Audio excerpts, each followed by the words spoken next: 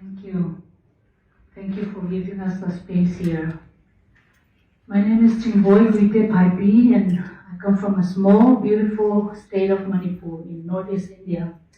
I know that for many of you, Manipur, maybe this is your first time to hear of Manipur, and I regret that you will not be hearing about the beauty of Manipur, but more of how Manipur's beauty of being an archetype of the world's diversity itself being turned into a tragic mayhem in the last few months.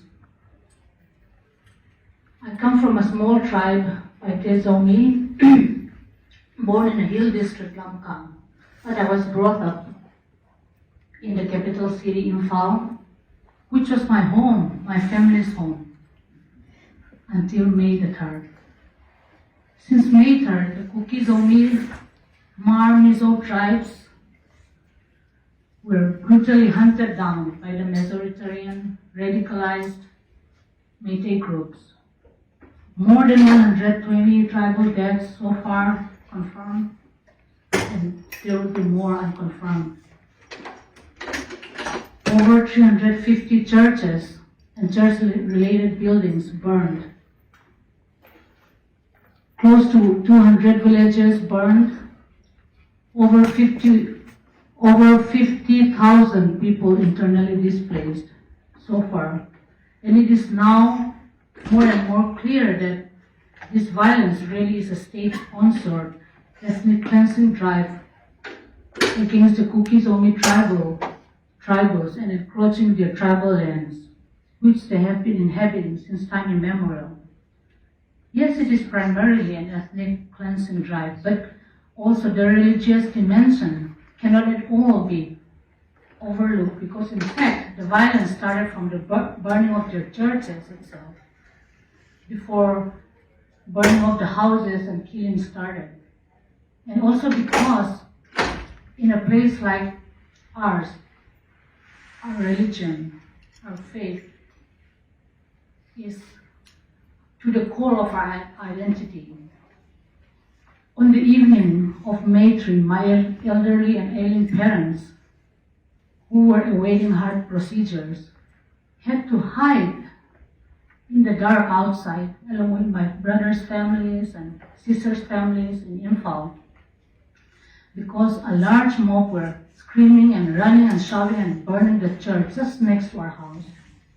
But by hook and by crook, they were able to get to an army camp nearby by the morning. And after a week in the army camp, they were transported with tight security to Hill District safely. They were the lucky ones, along with thousands who were transported to Hill Districts. Many tribals who ran for their lives met with angry mobs and were shot or tortured to death or left to die in the streets. On the morning of May 4, Mrs. Gozabum, a government official, and her son, Mr. Kolal Sang, were beaten to death on their way to army camp to take shelter. The daughter-in-law and her baby barely escaped with severe head injuries.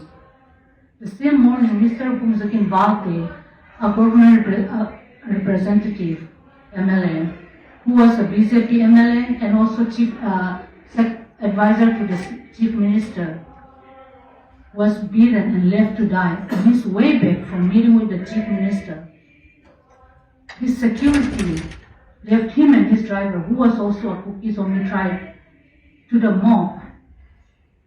Luckily, he survived after months in ICU, but his driver didn't make it. He succumbed to his injuries. June 4, a 5-year-old boy and his mom was burned alive in an ambulance when they were on their way to the hospital. Mr. Tonsing, his 5-year-old boy, and his family were taking shelter in an army camp when he was hit by a stray bullet, and the army doctors referred him to a hospital. His father, thinking that his wife, the boy's mother being a Métis, would be safe if he sent his son with his wife. But he was wrong. They were caught on the way by military mobs and they burned them alive in the ambulance. June 10 early morning, a Kukizomi senior citizen, Mrs. Dim Kohoi, was murdered, was shot to death while she was praying early morning as she always did. She was among the 3 shot dead by military men who attacked the village wearing police uniforms and using military vehicles. July 2, when Langza village was attacked by military mobs, a villager, Mr. David Thiet Mar, was brutally beheaded. His hands and legs were cut and his body parts were thrown into a burning house. And his chopped off head was mounted on a bamboo fence. And the killers took a video and posted in social media. And there was a voice in the background saying, "This is the face of a cookie. You look beautiful, huh? We've been trying to catch you people for a long time." And the voice ended with an expletive. July 6, Mr. Mnaitsin Azumi Cookie woman who was mentally ill and has been wandering in the streets was fatally shot dead in front of a school in Imphal. That was the day when Imphal was reopening school. The next day, Imphal was reopening schools. July 19, a video surfaced of 2 Kukizomi women who were paraded naked and molested and allegedly gang raped by a mob of Meitei men, young and old, on May 4. It happened on May 4, but the video became viral on July 19.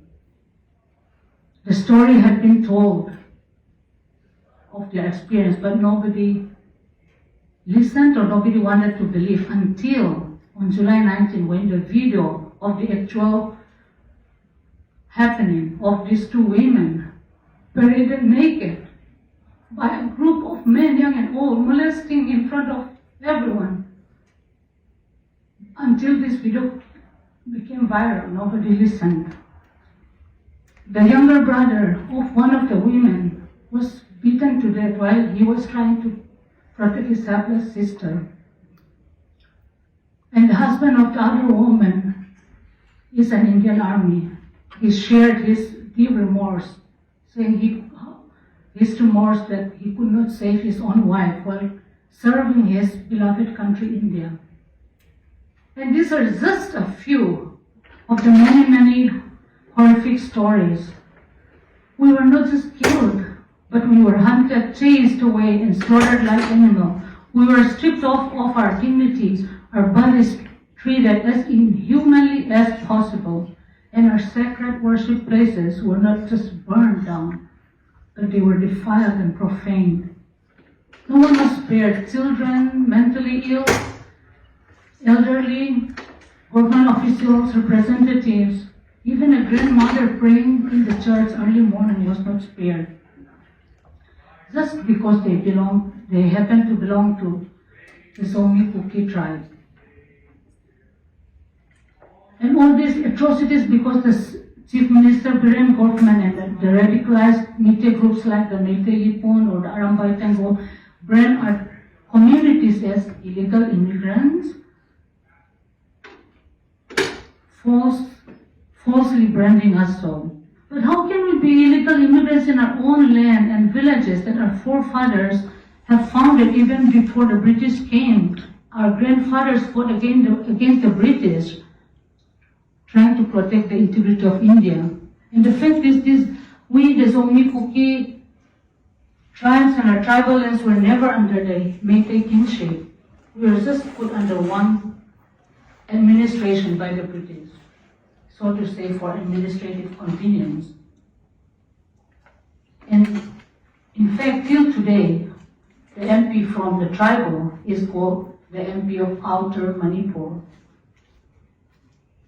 This violence is not nearing any end. In a TV interview one of the radicalized group leaders, Mr. Pramod, openly declared that they're going to finish us off, blow us out, the Kuki-Zomi tribes. And a prominent Meitei civil society organization, Kokomi, openly declared war against our tribes. Maybe this is just the beginning of the violence. So my big family of communities of faith here today, diverse in many ways, but united in love and as one humanity. I would like to appeal to you as your sister, as your daughter, as your fellow human being, our brothers and sisters in Manipur. India need our help. What can we do? India is a secular state, the largest democracy, and it's not powerless to stop or resolve this issue, hate crime against a very small tribal group like the Zomi Kuki tribe, a very small section of a small state like Manipur. We appeal you to help us raise your voice to our political leaders in Delhi, who has the power and ability to stop this violence and bring a viable solution and peace and justice. And won't you please also help those on the ground? There's so much need. Medicine, food, just basic human needs, relief materials for the helpless, for who have lost everything, even the mental strength to go on. My own families are now scattered, trying to restart lives from scratch. And my parents' due heart procedures had to come to a halt. And our youth and children are just spending day and night defending our villages, trying to protect their communities with no certainty when they can go back to education. Thank you for listening and your support.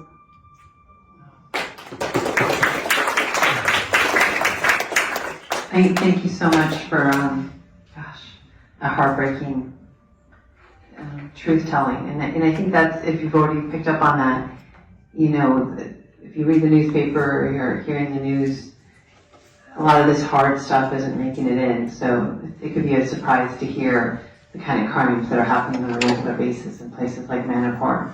And so this is what we try to do, is shed light on what's really happening and get perspective of both advocates on the ground, but also victims and family members. They can give it to us straight, so we can figure out how to take that information to policymakers and how to make a case for how to change it, how to stop it. Because frankly, a lot of people don't believe this is really happening.